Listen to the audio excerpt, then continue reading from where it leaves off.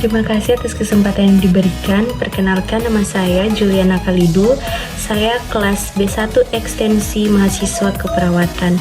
Di sini saya akan memaparkan tugas kegawat daruratan kelautan menolong korban yang tenggelam oleh Nurse Ariska, Sarjana Keperawatan, Magister Keperawatan. Untuk itu, selamat menyaksikan.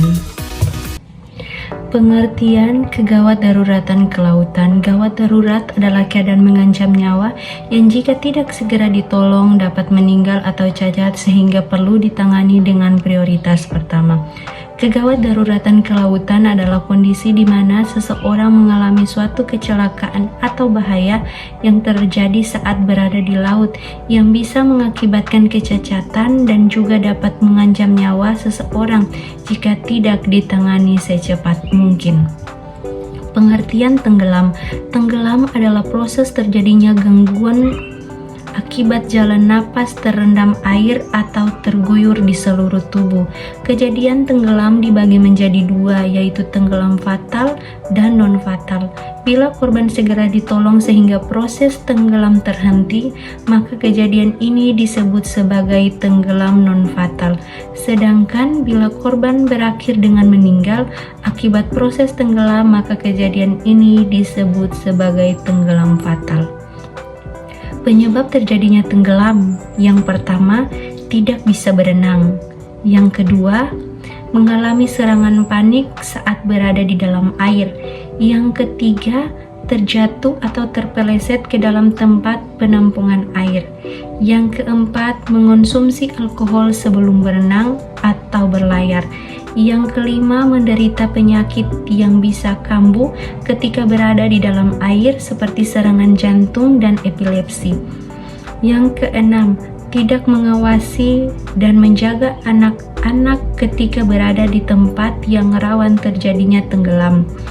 Yang ketujuh, musibah alam seperti tsunami dan banjir. Dan yang kedelapan, melakukan tindakan bunuh diri. Alat-alat yang dapat digunakan saat seseorang tenggelam: yang pertama itu tali lintasan, yang kedua pelampung, yang ketiga tali penolong, dan empat yaitu tangga duduk tim penyelamat. Cara menolong korban tenggelam ada 5, yaitu yang pertama, mencari bantuan. Jika Anda mengetahui ada orang yang tenggelam, pertolongan pertama yang harus dilakukan adalah berteriak untuk menarik perhatian orang-orang di sekitar.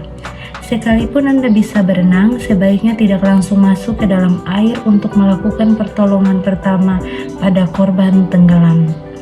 Selain menunggu bantuan dan merasa kondisi sudah cukup aman, cobalah untuk menarik korban ke darat menggunakan tongkat panjang, tali, ban renang, dan alat terdekat di sekitar tempat kejadian. Yang kedua, mengangkat korban keluar dari air. Jika keadaan mengharuskan Anda untuk berenang mendekat, pastikan Anda benar-benar bisa berenang dan memiliki tenaga yang cukup untuk mengangkat korban kembali ke daratan. Satu hal yang penting, Anda juga sebaiknya membawa perlengkapan berenang yang memadai seperti pelampung atau tali. Pastikan juga ada orang lain yang siap membantu Anda membawa korban ke daratan. Pertolongan yang ketiga yaitu cek pernapasan korban. Saat berhasil menolong korban tenggelam keluar dari air, segera baringkan korban di tempat aman dan datar dalam posisi terlentang.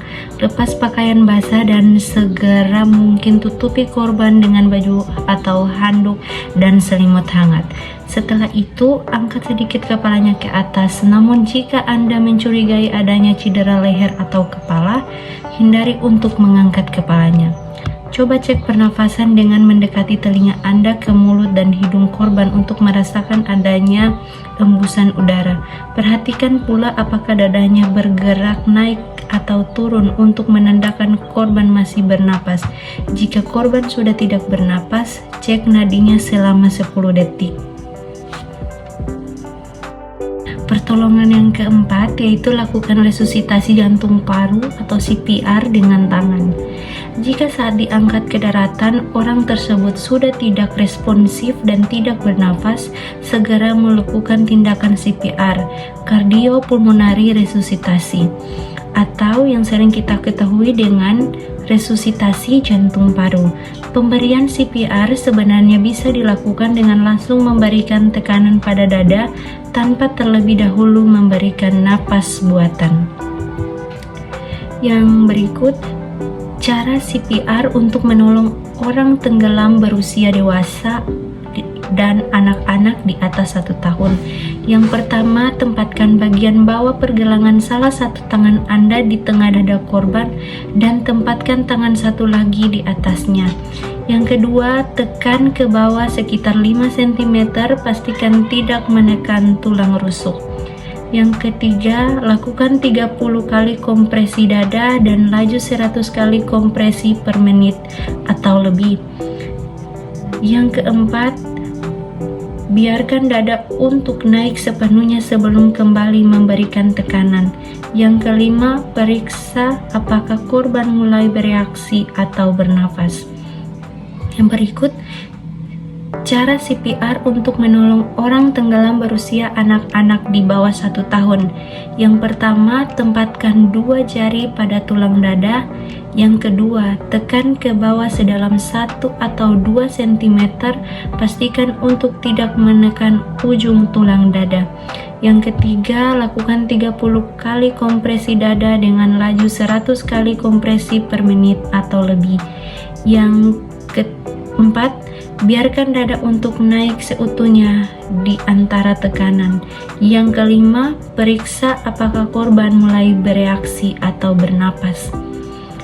Setelah mendapat CPR, korban harus secepatnya mendapatkan bantuan medis. Lanjutkan untuk memeriksa adanya komplikasi atau kerusakan organ.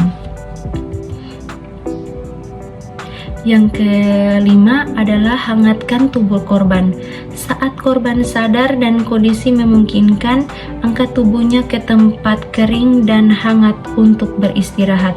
Namun jangan langsung membasuh korban dengan air hangat atau memijat kaki jika ia menggigil. Cukup jaga tubuh tetap hangat dan kering dengan menambahkan selimut atau baju hangat. Selalu temani dan pastikan tanda-tanda vital seperti denyut nadi serta pernapasan dan seberapa baik respon korban tenggelam saat bantuan medis datang. Hal yang terpenting saat melakukan pertolongan pertama pada korban tenggelam adalah menjaga diri agar tetap tenang. Jangan sampai Anda juga ikut cedera saat menolong korban tenggelam. Halo semuanya, selamat datang di Universitas Pembangunan Indonesia Manado. Nah, Universitas Pembangunan Indonesia Manado ini terletak di Jalan Walter Mangosidi 6 nomor 129 Bahu Lingkungan 2. Dan lokasi Universitas Pembangunan Indonesia Manado ini sangat strategis di pusat kota Manado. Universitas Pembangunan Indonesia Manado ini juga memiliki gedung yang sangat megah dengan 7 lantai yang terdiri dari ruangan kantor, ruangan kelas, laboratorium keperawatan, laboratorium komputer, laboratorium bahasa, perpustakaan, dan juga terdapat rooftop di lantai paling atas. Universitas Pembangunan Indonesia Manado ini juga memiliki 6 fakultas dan program studi. Di antaranya yang pertama, Fakultas Pertanian, program studi agribisnis. Yang kedua, Fakultas Hukum, program studi hukum. Yang ketiga, Fakultas Teknik, program studi teknik elektro dan teknik sipil. Yang keempat, Fakultas Ilmu Sosial, Ilmu Politik, program studi ilmu politik. Yang kelima, Fakultas Sastra, program studi sastra Inggris. Yang keenam, Fakultas Keperawatan, program studi ilmu keperawatan dan profesi nurse. Di mana Universitas Pembangunan Indonesia Manado ini juga didukung oleh sumber daya manusia yang berkompeten dan terverifikasi, di mana tenaga kerja atau pendidik di Universitas Pembangunan Indonesia Manado ini dengan lulusan S2 atau S3 di dalam maupun di luar negeri.